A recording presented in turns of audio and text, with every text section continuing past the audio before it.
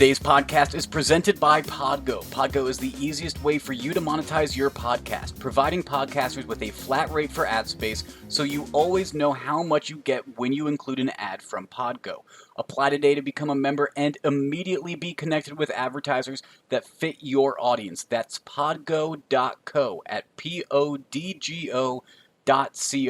And be sure to add our podcast, The Next Best Bet, in the How Did You Hear About Podgo section of the application. Now, on to episode 74 of The Next Best Bet. We got some playoff basketball and some playoff hockey still. MLB is heating up as we get into September here. Brett, how was your weekend, though? I would say pretty good, like undefeated good type of week. Well, I'm glad that you went undefeated because that means I at least got a win as well. It was my only win, though. I went 1 for 4. The White Sox money line is the only one that hit for me. I really thought that Army Middle Tennessee over 55.5 was going to hit. Army did their part, scoring 42 points, but Middle Tennessee couldn't be bothered to get on the scoreboard at all. So just not a good loss for me there. Yeah, Middle Tennessee looked bad. Fade Middle Tennessee. That's my advice for you, Higgins. And maybe try becoming a Toronto sports fan. It worked out pretty well for me. The Raptors won on the money line. An OG Anunoby shot for the dub for me and the Raptors. And then Toronto won in the 10th. So Toronto, go Toronto. I think that was just a situation of you picking a city better than another city, though, because Toronto was playing Boston in both cases there. So it was just Toronto versus Boston. It didn't really matter the sport. It didn't matter. Toronto greater than Boston. Exactly. Let's jump into Beginners Boulevard and talk about the bankroll right now. The bankroll is important for if you are trying to be a successful sports bettor, which is what we're all trying to do. That's why we're here. No one's really trying to lose money. But you want to establish a bankroll, establish units, and establish basically a budget of how much you're going to be betting with and how much you want in your betting account. So bankroll management is very important as you become more familiar with sports betting. 100%. And why did we choose to talk about the bankroll on this episode? Well, we got the NFL coming back, college football's back, Major League Baseball's in season, the NBA playoffs, the NHL playoffs, the Masters are coming up. The U.S. Open is going on. Are we missing NASCAR playoffs? Manage that bankroll because there's a lot of stuff to bet on. Yes, you don't want to get too eager and bet the entire bankroll on one event. I mean, obviously, if it goes well, then you come out great. But if it doesn't, then you're just riding down Schitt's Creek without a paddle and trying to find your way back to shore. Let's jump into the NBA now. Before we get to these picks, Brett, Steve Nash hired as a coach for the Nets. First-time head coach in the NBA, heading to the media center of the world, which is New York City. Are you surprised by this move? I mean, I think it caught everyone off guard. I didn't hear a single whisper of Steve Nash to Brooklyn, but seems to have a relationship with Kevin Durant. That's probably the most important thing in terms of Brooklyn finding a coach. But I wish him well. Good luck. It's not going to be an easy job, and I'm worried that if they don't start out hot, Higgins, it could be a really hot seat for Steve Nash. I agree. You're giving Steve Nash the keys to the car that once Kevin Durant and Kyrie come back and they're healthy for a full season, like is expected to be this next season, it's supposed to be a deep playoff run, potentially championship team. And so the fact that you're giving a first-time head coach the keys to a car of that caliber, it's a little nerve-wracking. It deserves the rights to be asking these questions of, is he ready for that role? Has he earned his way to being that head coach at that level with that team? I'm not sure I'm the best one to be answering those questions, but it definitely caught everybody's attention when his name was announced. Yeah, I mean, to be fair, he's a Hall of Famer, two-time MVP, one of the best point guards of all time. So it's not like he doesn't know basketball. It's not like he's never Absolutely. been around an NBA team, right? It's just how comfortable he's going to be in that seat, calling the timeouts, drawing up the ATOs, making substitutions. Jock Vaughn's going to be there to help him, but it's going to be a transition for sure. And like you said, if with KD, Kyrie, Spencer Dinwiddie, DeAndre Jordan, my guy Joe Harris, I love Joe Harris. You know, they're they get off to a slow start. I'm a little nervous, but if everything comes out and they're playing well, they'll probably be fine. I'll be interested to see how Steve Nash and Kyrie mesh together because both of those guys have very interesting, unique ways of how they view the court, especially on offense and their handles ability and everything. It'll be very nice to see those two minds kind of work together. Let's jump into Monday's games, though, Brett. We've talked about that enough. Boston Celtics versus the Toronto Raptors and the LA Clippers versus the Nuggets. Now, we're not finding ourselves on either of these games, but the Nuggets line I do find interesting at plus 8.5 again. That's the same line that I lost on for game one, but Denver came back and they won game two. So seeing that large of a margin again surprised me a little bit. Yeah, honestly, it kind of surprised me too. I sort of expected LA to bounce back, or I expect them to bounce back strong in this next game. They're the team we all think's the better team for a reason. But seeing Denver plus 335 on the money line, I mean, anything can happen in a playoff game, Higgins. We saw Miami down, or excuse me, we saw Milwaukee down 3-0, and they came back and won on Sunday with an injured Giannis. So, Yes. like, anything can happen in a single game. And the over under for that Clippers Nuggets game, that's at 219.5. And neither of game one or game two has surpassed that over under right now. And we saw Denver in game seven play an 80-78 game. So interesting to see where these numbers are falling and where Vegas is kind of setting these lines at. Boston versus Toronto, you might as well pick one side or the other with the spread because of how close this is. Boston's -1 at -110, Toronto +1 at -110, and the money line's Boston -115 and Toronto -105. So you might as well take a point with it, I think. Yeah, it's one of those things like if you don't want to push and you think Boston might just win a close one, maybe you just lay the extra 5 cents of juice. But yeah, I'm kind of with you. I don't know where I feel this one's gonna go. I've mentioned it a few times. I think this is a 7 game series, so I'll probably pick the team that lost game 5 and game 6, and we'll go on from there. I'm not going to be on either Monday game, but I will be on Tuesday's Miami Heat versus Milwaukee Bucks game. And I'll say it right now, this feels like a trap game. And even though I'm going to be on Miami -2.5, I'm saying this with bated breath because Giannis got injured in the second quarter. Miami has a 3-1 series lead, but the Bucks won without Giannis. They were able to still band together and get that W. So that does scare me. And Miami finally being favored at -2.5, I'm taking it, but I'm taking it with a bated breath. Yeah, that was a stay away from me too because, like you said, Giannis goes out. Now he was contributing major in Hmm. those first whatever it was 11 and a half minutes there. He had 19, 18 points. So his impact was definitely felt, but uh, Milwaukee was able to hold on. They played very well. Chris Middleton was impressive for sure in that game, and um, maybe he's ready to shoulder a little more of the load. I don't know. It took overtime, so maybe Miami is a little more prepared, seeing some sets without Giannis on the floor, but that'll be a fun one to watch. I'm definitely intrigued, especially after Sunday's results. And I'm sure Miami would like to try to get this series over quicker if possible because of how that Boston Toronto series is going at tied 2-2 right now and your expectations of it going to a game 7. That rest I'm sure would be very sought after right now. Yeah, I would agree. I think you want to be the team rested going into the Eastern Conference Finals for sure.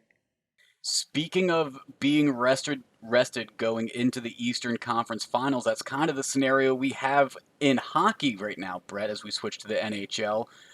Now, Dallas Vegas, that started off on Sunday night as we're recording this right now. The Islanders versus the Lightning, their game one's going to happen on Monday. So we have heard interesting news that Steven Stamkos is still not going to be joining the Lightning for this Eastern Conference Finals, though. And even though the Lightning have had 3-4 days of rest compared to the Islanders, who played a game 7 against the Flyers on Saturday, I'm going to take the team that is carrying momentum. The Islanders played really well on Saturday. For a game 7 in a series that was rather back and forth, the Islanders dominated that game and won it rather handedly. And at plus 130, that money line I think is a pretty good value, so I'm going to be taking it.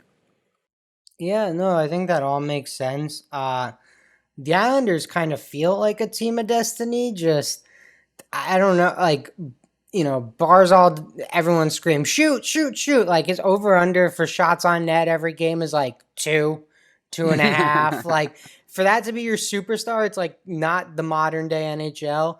But yeah, it's the Islanders just are on a roll and hot goaltending, timely goal scoring. That's the key to advancing in the playoffs. And it's kind of hard to bet against the Islanders right now, but I do think Tampa Bay is the stronger team top to bottom.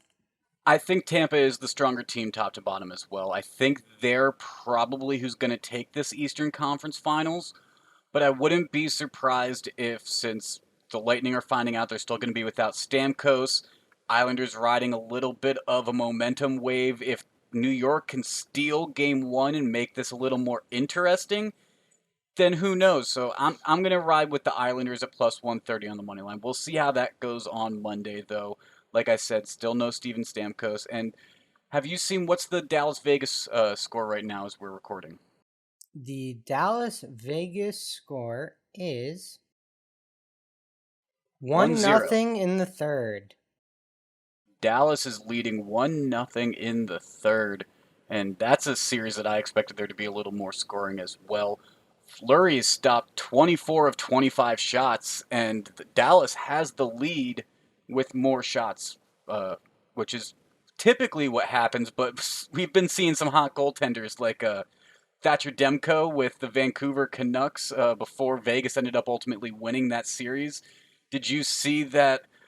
Apparently, Vancouver's being fined $45,000 because they tried to sneak two strippers into the bubble for Demko after his strong performance a couple nights ago. Well, he was like, what, the third string goalie coming into this whole thing? So Yeah. if anyone deserves it, Demko. He deserves it. That man stood on his head. He deserves a little bit of praise from his teammates. However, maybe could have waited until after the bubble, and I'm sure now that they're out of the bubble, they are. Let's jump into some moneyline magic, though, Brett. We hinted at it earlier when we were talking about the NBA. Giannis went down in the second quarter, did not return, and this Bucks Heat game was back and forth the rest of the way still. Yeah, I would say this, Higgins. My two biggest takeaways from all these, I mean, how great have these endings been in the NBA playoffs? But there always seems to be a bad foul. This time it was Bam Adebayo fouling Brook Lopez while he was spinning, fading away, basically at the 3 point line. I think when the shot actually landed, it was about 4 feet short of the basket, and he just runs into Brook. Like, man, these fouls are driving me insane. My other big takeaway, Chris Middleton, he doesn't want to hear it. He showed up in an elimination game. He carried the Bucks. He was playing point guard. He was grabbing important rebounds. Now Bledsoe, obviously a good rebounding guard. Brook Lopez was rebounding well in this one. So these guys stepped up when their leader went down, and that's honestly part of the reason why I'm staying away from this next game in this series. Maybe they step up again. Middleton had 36 points, 8 rebounds, 8 assists. That's a very strong game from a small forward that played some point guard, as you said. Yeah, no, I mean, he was doing everything. He was the whole game was running through Middleton, and he rose to the occasion for sure. And the unsung hero who forced overtime, Dante DiVincenzo, who made a free throw to force overtime, He came off the bench, contributed 10 points. His plus minus, Brett, was plus 22, making up for Wesley Matthews, whose plus minus was minus 25 and started the game. Yeah, and Wes played a lot of big minutes, and he worked his butt off on defense. But yeah, you can't be minus 25 in an elimination game. That's tough, and I know no one's probably working harder to fix that problem than Wes Matthews. So I expect him to come out and play better. And it's funny you call DiVincenzo the unsung hero. I'm sure there was a lot of Bucks fans who were mad he missed that second free throw, but it all worked out. So he gets the hero title still. He forced overtime. We have an honorable mention for Moneyline Magic as well, Brett. Novak Djokovic has not lost a match in 2020 until Sunday when he technically gets the loss because he defaults out of the match when he, out of frustration, hit a ball towards the back wall and accidentally hit a lineswoman in the throat. Now, he was promptly taken off the court from this and ended up being disqualified and is not going to be moving on with the U.S. Open. His opponent instead gets to advance.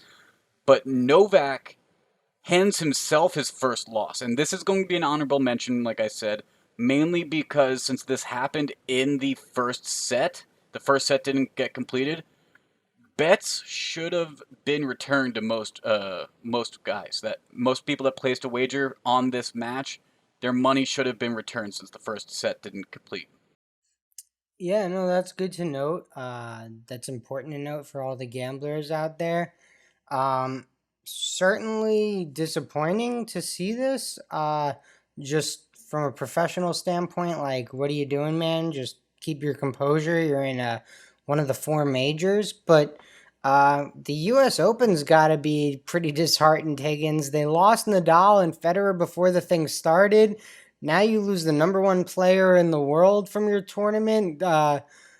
Who are we watching? I mean, I'm only watching the women, and that's fine. The women are great. Sloane Stevens and Serena played a great match. There was an epic comeback on Wednesday, but I honestly don't even know who's playing on the men's side anymore. Yeah. My biggest thing with this was obviously that was the right call with Djokovic doing that. You're right, unfortunately, for viewership, this is going to take down the men's viewership in the US Open. But if this was anyone other than the number one player in the world, the decision would have been swift and immediate. That's not a proper way to vent your frustration and throw Oh, a tantrum totally. like that. Slam your racket into the ground, get an equipment timeout, something like that, but you can't be firing off balls. Imagine if there were fans at the stadium. I mean, and he accidentally, instead of hitting it against the back wall, nails someone in one of the first few rows. He hits that ball very fast. These are professional athletes that they get a lot of force on that ball. So it not necessarily appropriate. Hopefully this is a learning moment, and with how publicized this is going to be, I'm sure this is going to be a bit of a reckoning moment for some players as they take a look at this moving forward. Let's jump into the MLB though, Brett, as it's been a sad week with Tom Seaver and Lou Brock passing away. Yeah, really, really sad week for baseball. Those are two legends of the game. Tom Seaver, was throwing no hitters late into his career. Lou Brock was stealing bases late in his career. Like, these guys are all time greats, and to lose them on the same week, very 2020, Higgins. Very 2020. Yeah, Tom Seaver was just such an icon in the Mets franchise because he was their first player that they fully developed and actually became something, was a major piece in their World Series back in the 60s. And Seaver was the player that when he went into the Hall of Fame had the highest percentage of votes to get in up until recently with Mariano Rivera and Derek Jeter and Ken Griffey Jr. Other than those three, Tom Seaver was at the top of that list for a long time with over 98% of the vote. Well, you don't just get the nickname the franchise. Like, he was the franchise. So, yeah, definitely a sad one for the Mets. And Lou Brock, an all-time St. Louis Cardinal, and obviously the Cardinals are a storied franchise. So to be one of the best there, you're truly one of the all-time greats. You really are.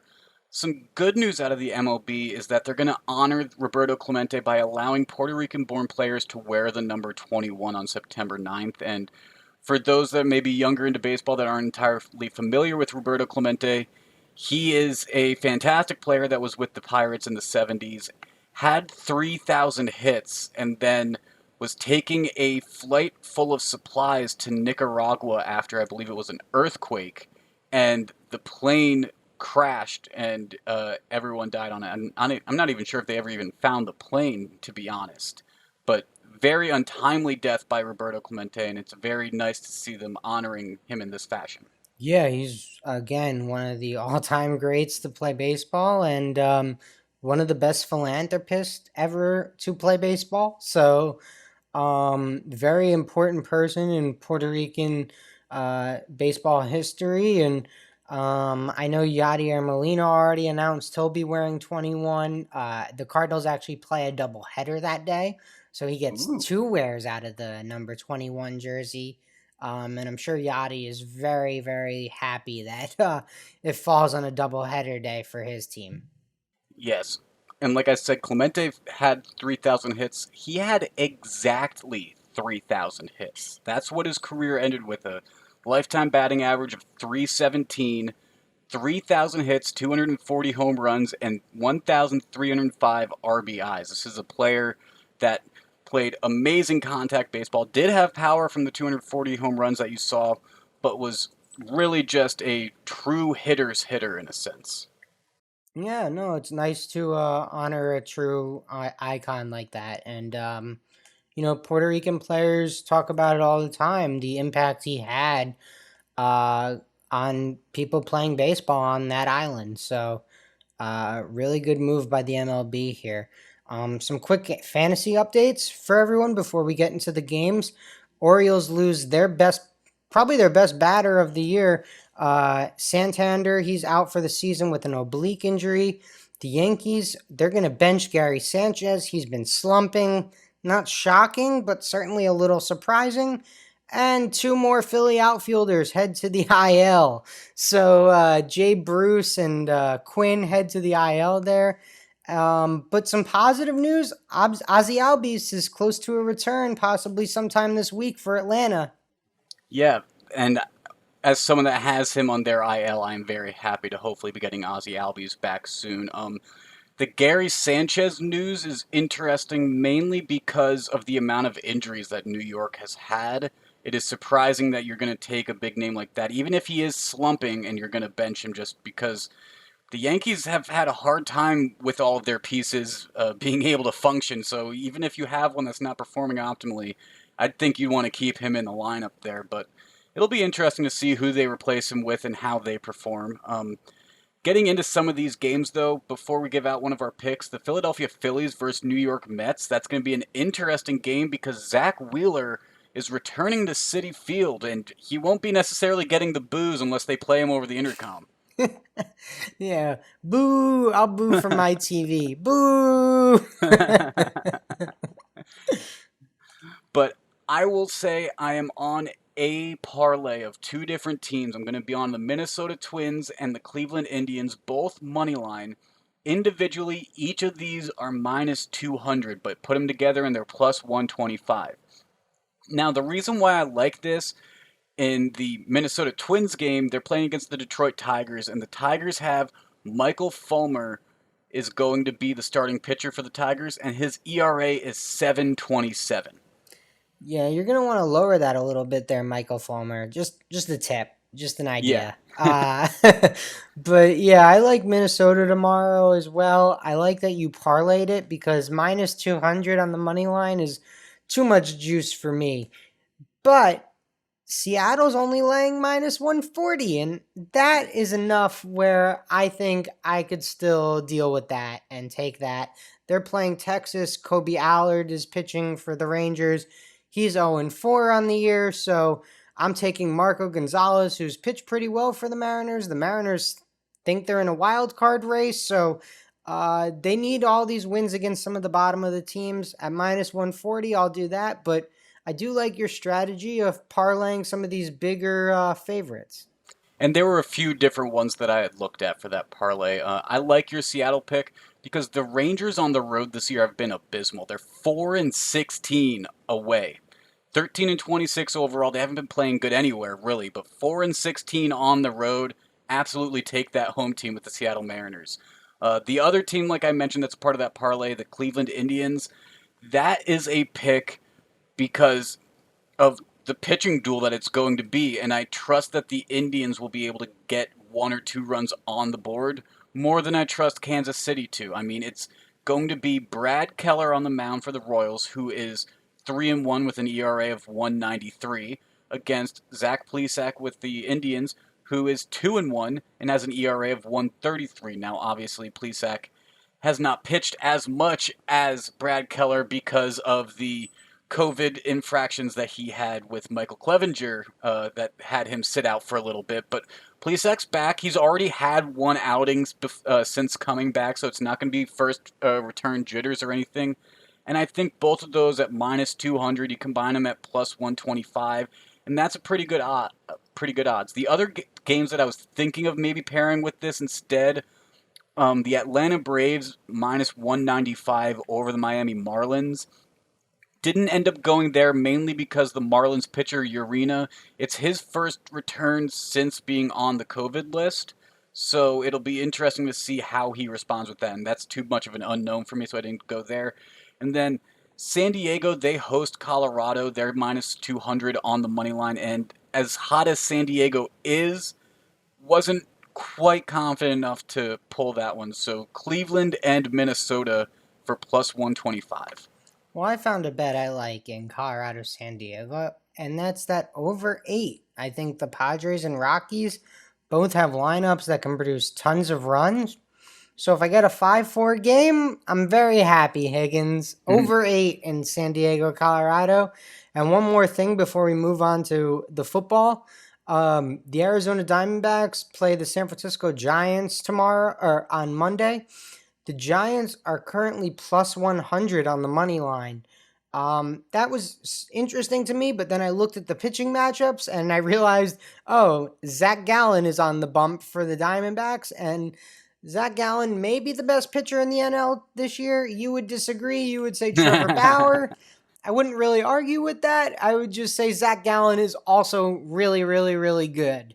Yes, he is. Surprisingly, he only has a record of 1-0, though. Surprisingly, he hasn't been able to grab more of those wins That despite his 1.80 ERA and his whip that's under 1. Yeah, no, that is that says more about the Diamondbacks than my man Zach Allen, because he has pitched his ass off, as the kids say. Yeah, I'm looking at his outings so far. He has had 8 outings. The win that he ended up getting was against San Francisco at the end of August. So that should be a little comforting given the matchup that this is. But yeah, 8 outings. He's pitched over 5 innings in all but his first outing of the season. So he's gone 6 or 7 innings most of these. So that is a very impressive stretch by this young man. We'll see how that works out in San Francisco, though, as we get prepared for Monday's baseball action. We also have some college football action on Monday, though, Brett. Will that be taking your eyes away and taking up your TV screen? I gotta be honest. The playoff basketball will be on my TV screen, but I'll probably have the football on my phone. Navy BYU. That's a good enough game for me. I'm in. It's a good enough game to give some matchups or to give some attention to Brett. Before we talk about that game, which has a very close spread, some things to note from the NCAA football. Chase Bryce, who we are familiar with, Brett, for his performance when he was with Clemson against Syracuse. He is going to be the starting quarterback for Duke this season, so interestingly transferring within the conference. Yeah, I want to say it was 2 years ago Syracuse went down to Clemson and really dominated that game for about 3.5 quarters. And Trevor Lawrence actually got knocked out in that game. And Chase Bryce and Travis Etienne literally saved Clemson's season. That was my first time ever hearing the name Chase Bryce, and I never wanted to hear it again. So hearing that he's starting for another ACC team, chalk that up as a loss for the Cuse. But I think this may help the Duke win total out for those people that might be interested in that. I would be interested. I think Chase Bryce is a really good quarterback, especially for college football. He's kind of a dual threat. Might be able to help get Duke over whatever their projected win total was. And then some news out of the SEC. Tennessee, the Vols, they had to scrap a scrimmage because of COVID contact tracing. So that's a little concerning considering they haven't played a game yet. So what's going to happen once these teams play a game? 44 players were scratched from this scrimmage. They had 30 players left, Higgins. That is Concerning. That's deeply concerning. Thank you. Thank you for finishing my sentence. I couldn't find the words. But yeah, I'd say that's deeply concerning is the right word, but honestly, it's beyond that. That is it's scary. problematic. We saw something happen in the Texas State SMU game where Texas State lost all their tight ends before the game, so they had O linemen playing tight end, and the Big 12 says you must have one quarterback on your roster and 7 O linemen in order to play the game. So like this is something to keep an eye on for sure. I guess good news for Tennessee. It happened the week before they're scheduled to play, so that's good, I guess.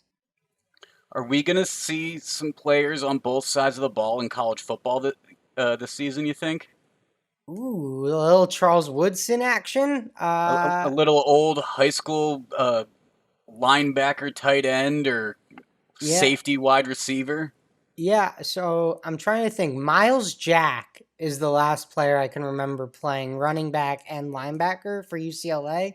Maybe Okay. there's another Miles Jack out there. That would be great. That would be a big positive for me on this college football season if guys started playing two ways. I like that. One thing I don't think we'll see is the quarterback going and playing strong safety like you see on some of those teams. No, no, I don't think that at all. Yeah. Let's jump into this BYU Navy game, though, Brett, because you have a few notes of things people should pay attention to before they place a bet on this game. Yeah, no, Navy was a top 25 team a year ago, led by quarterback Malcolm Perry. Malcolm Perry, I believe, is now on the Dolphins. He was drafted by the Dolphins. I don't know if he was cut or anything, but he was a great player for Navy. Navy has a new starting quarterback this year, a senior named Dallin Morris. BYU, for the gamblers, may know this name, Matt Bushman. He's a top tier tight end in college football, but he is out this season with a torn Achilles. But positive news for Navy, they do return 21 rushing touchdowns in their backfield. And Navy runs the ball a lot, so I'm almost more curious how many rushing touchdowns they lost, but 21 is a lot of rushing touchdowns to bring back between two fullbacks. So there is some positive for Navy in that backfield. Yes, and it'll be interesting to see how that news that you just brought up is going to affect this game. The line's pretty close. Navy +1, BYU is a 1 point favorite. Money line BYU -112, Navy -108. So it's kind of like that Boston Celtics Toronto Raptors game we were talking about earlier. And then the over under at 48.5. And that over looks enticing to me as well, kind of like what the Army one did in last episode. I'm going to stay away from this for right now, though. Maybe I'll find myself on there on Monday. But, Brett, I see that you are on this game. Yeah, you gave out the numbers, but Navy -108 on the money line, Navy plus a point -110. I'd rather have the point than the 2 cents, so I'm going to take Navy +1. Interesting. Very interesting. And, Brett, you mentioned Malcolm Perry had been drafted by the Miami Dolphins, so I looked it up. He made the 53-man roster for the Miami Dolphins. Yeah. You know who didn't? Is Josh Rosen. Maybe that's because Malcolm Perry wasn't listed as a quarterback, though. He's listed as a running back on the Miami Dolphins official roster. but he spent all training camp practicing as a wide receiver. So, I mean, Navy had the veer offense, a little bit untraditional to see a quarterback from a veer offense in the NFL like that. So, seeing him switch positions isn't uncalled for, but it'll be interesting to see how Miami tries to use him since they obviously decided to keep him. Yeah, I think having a service academy guy on your team is always a positive. The what these kids have to go through playing for a service academy is like nowhere else in the country. The dedication, the discipline, all that stuff. And honestly, all due respect to Malcolm Perry, they had a quarterback before him, Keenan Reynolds, who I thought Hmm. probably should have won the Heisman one of the years he was in college. His numbers were out of this fucking world. And he was drafted by the Panthers. He survived as a wide receiver there for a few years. So it's not unprecedented to see these guys become, wide receivers or key locker room guys at the next level. Yeah, and it'll be interesting to see how long he lasts in the NFL. Because if I remember correctly, um, the 4 years of service that he is required to give after graduating from Navy was allowed to be postponed until after his professional sports career. So we'll see how that goes. Let's jump into our NFL news now, Brett. If you haven't had your fantasy draft already, it's coming because the first game is on Thursday, Brett. I know you had one this weekend. I have one coming up on Tuesday. Any notes? Um, don't be commissioner. That sucks. But no, it went pretty straightforward. I think a lot of people did their research this year. They might have had more time than normal years when you're going out to the bars and the clubs and the baseball games and enjoying your summer, right? People were just kind of home, so maybe they did some more mock drafts. They did some more prep. So it went very much how I expected. There weren't huge shockers like, wow, this guy got picked in the third round, or what is this guy doing here? Do you remember where Kamara went? That was one of our conversations in the last Ooh, episode. Kamara went number 5 in my draft. He had been back at practice. I have Okay. another draft coming up this week. I expect him to go in the top 5 again. So we'll see. Actually, crazy enough, Saquon went number 1 in our draft, not Christian McCaffrey. Now, Ooh. that person, may just be a little full of themselves. I don't know, but I would recommend to all our listeners you take Christian McCaffrey at 1. Well, Brett, you decided to pick your team. So what's the lineup going to be looking like this week as we prepare for week one? Yeah, Higgins, I got some good pieces. I got Clyde Edwards-Helaire, I got Nick Chubb, but I got to be honest with you. Speaking of Clyde Edwards-Helaire, I'm fighting the urge to just start all my players that play Thursday night. It's really fucking hard because there's football back. I want to watch. I want to have a little action on it, a little skin And in the be game. deeply invested in it. Yeah, I mean, it's definitely going to be the thing on my TV on Thursday night. I think you're lying to yourself if you think anything else is on anyone's TV. NFL football is back on Thursday, and I just want my whole lineup to be playing. Now, we're going to talk about the lines in our next episode, in episode 75, but just a little peek at what Thursday's line is as of Sunday night. Kansas City Chiefs -9.5 at -101. This is in Oregon. They're -460 money line, and the over/unders at 54. And considering Deshaun Watson doesn't have DeAndre Hopkins, I will probably just ride that Chiefs train. We'll see. We'll see, but I'm probably just gonna take that to the bank because that's probably what's gonna happen. Well, it's a battle of the league's two highest paid quarterbacks, so lots of points, I expect. Lots of points. Speaking of quarterbacks, you said Josh Rosen was cut by the Dolphins. Well, he signed with the Bucks. Watch out, Tom Brady. Someone's coming for your job. Yeah, he'll be on the practice squad. He said he had other suitors, but he chose the situation that he thought was best over financial reasons because he has some guaranteed money. Remember, this was the ninth overall pick 2 years ago. That wasn't a bad payday. Yes, and I'm sure learning behind Tom Brady for a year especially in this weird COVID circumstance, isn't necessarily the worst decision that you could be making right now. So taking your losses, getting cut late like you did from Miami, where most teams already had their quarterback room settled, not a bad call to just go across the state from Miami to Tampa and learn from Brady. So I have nothing wrong with Josh Rosen going and doing that. It'll be interesting to see how these quarterback rooms shape up as these seasons go along, though, with the coronavirus concerns and everything, and to see how teams are going to kind of play with that. Yeah, no, it's definitely interesting. Personally, I thought teams were probably going to keep three quarterbacks. Well, one team did, my Jets, and they actually kept five quarterbacks. They didn't really keep five. They waived two and got them back, put them on the practice squad. But five QBs will be at Florham Park every day for the New York Jets. Three on the roster, two on the practice squad. We saw Josh McCown sign kind of an interesting deal where he'll be living in Texas, but he'll be like the emergency quarterback for the Eagles this year at 41. He didn't look that bad for them last year, to be honest with you, Oh Higgins. yeah. Yeah, he looked great. The Giants, they only have two quarterbacks on the roster with Daniel Jones and Colt McCoy, which Colt McCoy had for a while the record for most wins in college football history, so I guess I'll take that for what it's worth. And there you go. Some positivity. Before we get on out of here, let's take a look at the Levy lock and the Higgins pick of the pod, though.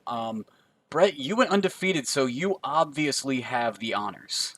Ooh, I'm back. All right.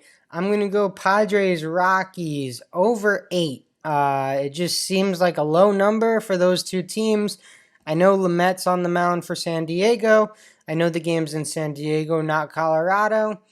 Doesn't matter. I think these offenses can put up more than 8 runs. And I am going to be going with the Miami Heat minus 2.5. I mean, we saw Giannis is not going to be available for game 5 because of his injury in the second quarter. I still feel this is kind of a trap game, but my gut is saying Miami is going to get this done. Jimmy Butler said he isn't interested in friends within the bubble. He seems like a man on a mission, and I trust Jimmy Butler. I feel like he still is holding a bit of a grudge when Kawhi won last year when he was on the 76ers with that amazing fall on with the ball that just seemed to sit on the rim forever.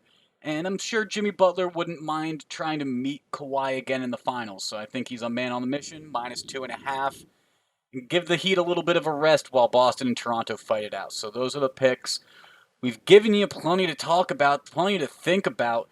Let us know what games you're going to be on. Let us know what your fantasy squads look like as we prepare for Thursday Night Football. We're going to have a full NFL rundown in episode 75 when we record on Wednesday night. That's going to be out on Thursday. Make sure to follow us on social media as always to catch our other picks at MBB Pod on Twitter, at Next Best Bet on Instagram, and the Next Best Bet Facebook page. This has been episode 74 of the Next Best Bet. For Brett, I'm Jake. We'll talk to you again on Thursday.